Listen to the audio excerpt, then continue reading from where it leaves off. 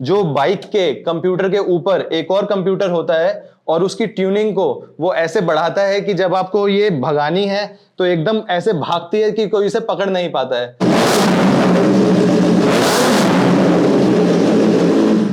Mic फट जाएंगे और नुकसान हो जाएगा हमारा।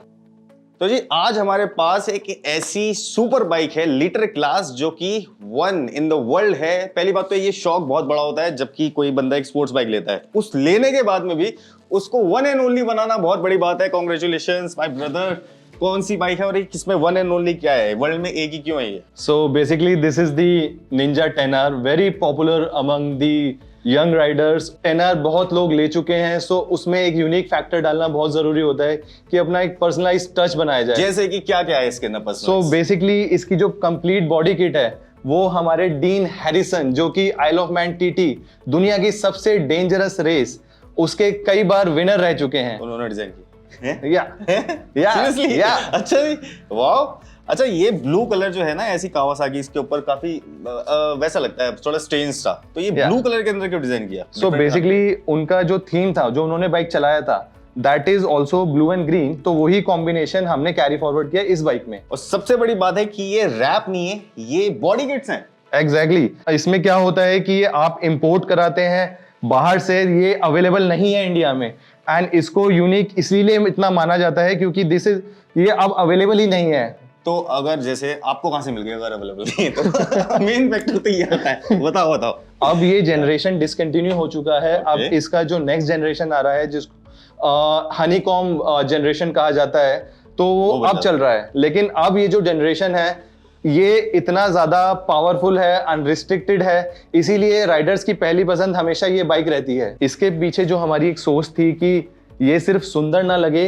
ये अपने जो नाम है इसका डीन हैरिसन का, उसको ये पकड़ के चले। तो इसमें जो जो हमने पावर के लिए भी चीजें लगाई हैं वो भी बहुत यूनिक हैं। जैसे कि इसमें एक पावर कमांडर लगा हुआ है जो बाइक के कंप्यूटर के ऊपर एक और कंप्यूटर होता है और उसकी ट्यूनिंग को वो ऐसे बढ़ाता है कि जब आपको ये भगानी है तो एकदम ऐसे भागती है कि कोई इसे पकड़ नहीं पाता है। पावर कमांडर एक ऐसा कंप्यूटर होता है जो बाइक के ECU के ऊपर ही लगता है, जो हमारी फ्यूल और एयर के रेशो को मेंटेन करके चलता है।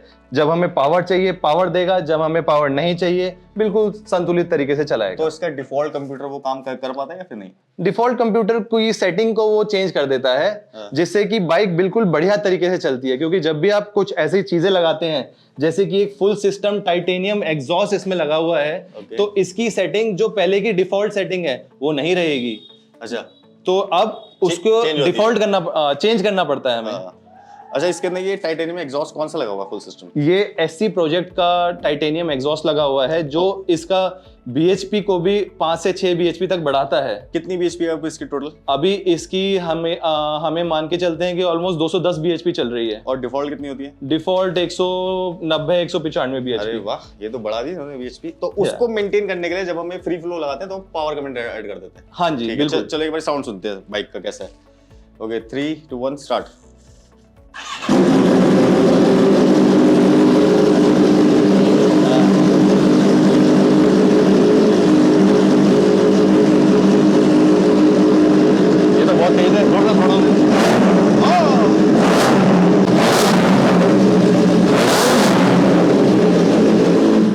माइक फट जाएंगे और नुकसान हो जाएगा हमारा। मैंने ये बाइक खरीदी, काफ़ी टाइम चलाई एंड मेरे को लगा इसमें अब कुछ चेंजेस की ज़रूरत है, अदरवाइज मेरे को बाइक चेंज करनी पड़ेगी। तो मैंने सबसे पहले इसके लिए चीज़ें देखना स्टार्ट करा और मेरे को ये फेयरिंग मिली। और ये फेयरिंग रेडीमेड फेयरिंग है? यस, रेडीमेड फेयरिंग है ये, एंड बहुत कम अवेलेबल होती है इंडिया में। बनाई है, अच्छी लग रही है। हाँ, ये इंपोर्टेड है, बेसिकली US से इंपोर्टेड की है। बहुत सारी चीजें इसमें हैं जो US से ही है। मेजरली इसमें ये जो फेयरिंग है आपको, ये US से इंपोर्टेड फेयरिंग है। तो ये सिर्फ इसी बाइक की है, किसी और में भी लगा सकते हो? नहीं, ये स्ट्रीट 750 के लिए ही स्पेसिफिकली आती है। एंड बिकॉज हम लोग राइड पे जाते थे तो सबसे ज्यादा चैलेंज आता था कि पानी कौन कैरी करेगा। तो बहुत ज्यादा प्रॉब्लम होती थी पानी की और कुछ स्टफ की, तो ये पैनियर्स लगवाए मैंने। अरे वाह, बहुत बड़े बड़े। अरे हाँ, इसमें काफ़ी सारी चीज़ें आ जाती हैं। खाना भी आ जाता है टॉर्च भी आता होगा। और बहुत सारी चीजें आ जाती है जो राइड के लिए चाहिए होती है। अच्छा एक बात बता दो, यहाँ पे म्यूजिक सिस्टम लगा हुआ है हाँ। इस 750 स्ट्रीट के अंदर, बड़े बड़े स्पीकर लगे हुए हैं, इनका क्या लॉजिक है? सो ये फेयरिंग लगवा दिया था, अब इसके अंदर मेरे को म्यूजिक सिस्टम भी चाहिए था। मेरे को ये था कि यार ऐसे मजा नहीं आ रहा, मेरे को कुछ तो अलग करना है इसमें। तो देन चलता आई है? हाँ functional है ये पूरा ये? फंक्शनल है। सो ये चलता है म्यूजिक सिस्टम, इसमें हरमन के स्पीकर्स है, सोनी का म्यूजिक सिस्टम डलवाया है मैंने। एंड इसका ये जो बॉक्स है ये बेसिकली यहाँ पे नहीं मिलता। अगर आप इसको देख रहे हो ये फ्लैप होके बंद हो जाता है। एंड ये यूएस से इंपोर्ट कराया था बिकॉज जब बारिश वारिश में हम जाते हैं तो इसको close कर लो। यस क्लोज कर सकते हो, उससे पानी नहीं जाएगा इसके अंदर। अरे वाह, ये थोड़ी सी यूनिक चीज देखने को मिल रही है। तो इसमें कितने खर्चा हो गया होगा अभी तक? क्योंकि एक ये फेयरिंग लगी हुई है, मतलब स्टीरियो लगे हुए हैं और ये लगे हुए हैं। इन्होंने बेसिकली 750 को बैगर बना दिया है। तो अगर साइड वाला फ्रेम देखें तो काफी अच्छी लग रही है, ये प्रेजेंटेबल लग रही है रोड पे, है ना? पहले पतली लगती थी, छोटी लगती थी, अब लोग देखते होंगे कि कौन सी बाइक है। यस मतलब स्ट्रीट की अगर बात करें तो नॉर्मल लगती है, बट स्ट्रीट में अगर इतने सारे चेंजेस करते तो लोग एक बार को तो नजर घुमा के देखते ही है। साउंड से भी कुछ किया है इसका? एग्जॉस्ट चेंज है इसका। एग्जॉस्ट की अगर आपको आवाज सुननी है मैं एक बार सुना देता हूँ।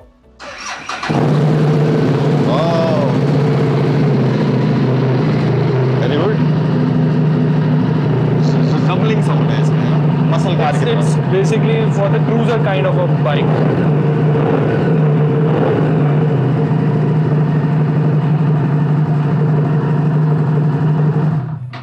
तो ये जो बाइकों का शौक है ना, ये सस्ता तो है नहीं, इसके अंदर लगते हैं पैसे। एक तो पहले ये बाइक ले लो, उसके बाद में ये पूरा काम करवाना है।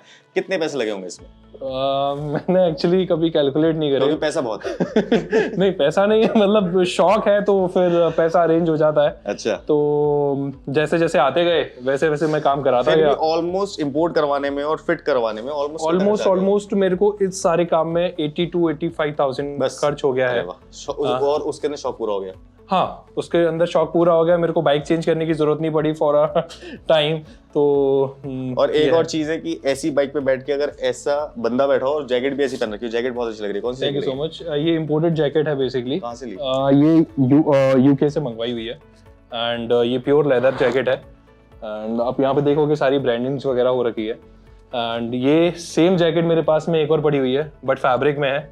अच्छा। एंड यस और भी बहुत सारी जैकेट्स की रेंज है और अलग अलग है। अल्पाइन स्टार वगैरह, अल्पाइन स्टार है, रेड बुल है और भी बहुत सारी जैकेट्स है जो मेरे पास इस टाइम पे अवेलेबल है और काफी कस्टम्स एंड इंपोर्टेड वाली जैकेट्स इस टाइम पे अवेलेबल। इनके पार्ट्स भी होते हैं यहाँ पे अवेलेबल? हाँ जी, बहुत इजीली मिल जाते हैं। जैसे कि क्या क्या?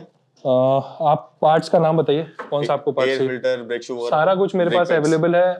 Chain lube, chain cleaner, chain spray, air filter, batteries. ये सब तो ठीक है, ये बता दो ये क्या आइटम है? ये क्या है? सो ये बेसिकली एक ATV है, ऑल टेरेन व्हीकल, जिसको आप कहते हैं। ये आपने देखा होगा पहाड़ी रास्तों पे या कहीं पे जहाँ फन एक्टिविटी होती है वहां पे। तो ये क्यों आई, कैसे आई, इसके पीछे एक बहुत ही फनी स्टोरी है। जैसे हम सुबह सुबह संडे राइड्स पे निकल जाते थे तो जो हमारा बेटा है वो भी जिद करता था कि हमें भी चलानी है, हमें भी करना है। इतना छोटा है कि अभी वो 2 पहिए वाली कोई सवारी चला नहीं सकता, इसलिए उसके स्पेशली ये मंगाई। इसमें पहले एक इलेक्ट्रिक इंजन था, इलेक्ट्रिक इंजन स्वैप करके हमने डाला पेट्रोल इंजन विद अ 4-स्पीड गियर बॉक्स, जिससे कि, और ये एक और चीज बहुत ही फन चीज है, आपको दिखाते हैं कि इसका जो गियर है वो कोई नॉर्मल गियर नहीं है। अच्छा, ये यहाँ से ऐसे? हाँ, ये आप हाथ से ही चेंज कर सकते हैं। सोचिए कितना इजी हो जाएगा किसी के लिए, कोई भी चला पाएगा इसको, इसमें कोई नई चीज नहीं चाहिए। अच्छा, ये चीज तो खैर यूनिक है कि इलेक्ट्रिक इंजन था उसको पेट्रोल इंजन के अंदर कन्वर्ट कर दिया। तो ये टेक्निकल काम करता कौन है? ये टेक्निकल काम हम ही लोग करते हैं, क्योंकि क्या है कि हमारे अंदर इतना बड़ा जुनून कह लो या एक कीड़ा कह लो, वो इसीलिए जरूरी है क्योंकि इलेक्ट्रिक इंजन जो है वो होता है इसका छोटा, और हमें चाहिए थी ज्यादा पावर। हम इसे 2 पहियों पे चलाते हैं, टेढ़ा करके चलाते हैं, उसमें हमें चाहिए एक्स्ट्रा पावर, और उसके लिए हमने इसमें डाल दिया एक बाइक का इंजन। Very good. अच्छा, ये जो बाइक खड़ी है ये 1 in the world है ना? इसके अंदर ये जो विंगलेट्स लगे हुए हैं ये डाउन फोर्स का काम करते हैं कुछ? मतलब ये देखिए, ये कार्बन फाइबर के विंगलेट्स हैं। जब ये बाइक 200 से ऊपर चलती है तो इसको नीचे रखने के लिए एक तो हमारे अंदर बहुत काम करते होंगे। बिल्कुल देख नहीं पाता कोई। एग्जैक्टली, अपने आप ही हो जाता है काम। जी जी जी। ओके, यार अच्छी तो लग रही है वैसे बैठने में। और ये थोड़ी सी डाउन हो गई है बाइक, ये वाली किट लगाने के बाद, ये क्या हुआ है? हाँ जी, तो इसमें क्या है कि थोड़ा इसका वेट बड़ा है, लेकिन वो वेट आपको ज्यादा स्पीड पे बहुत बढ़िया स्टेबिलिटी भी देता है, इसीलिए ये थोड़ा सा आपको डाउन लग रही है। प्लस इसमें एक और नई चीज आपको दिखाते हैं, इसमें ओलिंस का सस्पेंशन है जो कि इलेक्ट्रॉनिकली एडजस्टेबल है। इससे क्या होता है कि जैसे ही आप जिस तरह के रोड पे आप चला रहे हो, वो आपको फील के हिसाब से एडजस्ट कर लेता है खुद ही, कि लाइट हो या स्टिफ हो। अच्छा, हाँ जी। ये एडिशनली इसमें ऐड हुआ है? ये एडिशनली हमने इसके ECU में ऐड करा है, जिससे कि बाइक और स्टेबल हो गई है। जैसी भी रोड हो फर्क नहीं पड़ता, बस थ्रॉटल दो और भगाते जाओ। इसको मैनुअली एडजस्ट करना पड़ता है या फिर? नहीं, ये इलेक्ट्रॉनिकली एडजस्ट होता है। Electronically adjust? हाँ। अच्छा, ये तो बहुत ही बढ़िया टेक्नोलॉजी। अच्छा, इसमें कॉस्ट कितनी आ गई होगी सब चीजों में? ये मत पूछिए। यही तो फन फैक्ट है। अभी हमने जितना इसमें खर्चा किया है, मेरे मोटा मोटा अगर हिसाब लगाऊं तो 3 से 4 का मेरा अभी तक खर्चा हो चुका है, लेकिन एक पैसे का मलाल नहीं है, क्योंकि जब ये बाइक बनी है, ऐसी बाइक पूरे इंडिया में कोई नहीं है। बेचने का तो कोई सीन ही नहीं होगा? नहीं, बेचने का कोई सीन नहीं है, क्योंकि भाई के पास पहले भूसा थी, इन्होंने भूसा बेच के ये ले ली है ना, ऐसे ऐसे कुछ ना। जी। ये जो स्टोर है ये इनका है। ये स्टोर कहाँ पे और क्या क्या काम होता है यहाँ? सो बेसिकली यहाँ पे आपको सारा कुछ बाइक से रिलेटेड व्हाटएवर यू वांट, आपको सारा कुछ मिल जाएगा। एंड इसमें आपको सेल परचेस, अगर आपको कोई बाइक परचेस करनी है तो वो भी हम आपको करा के देंगे।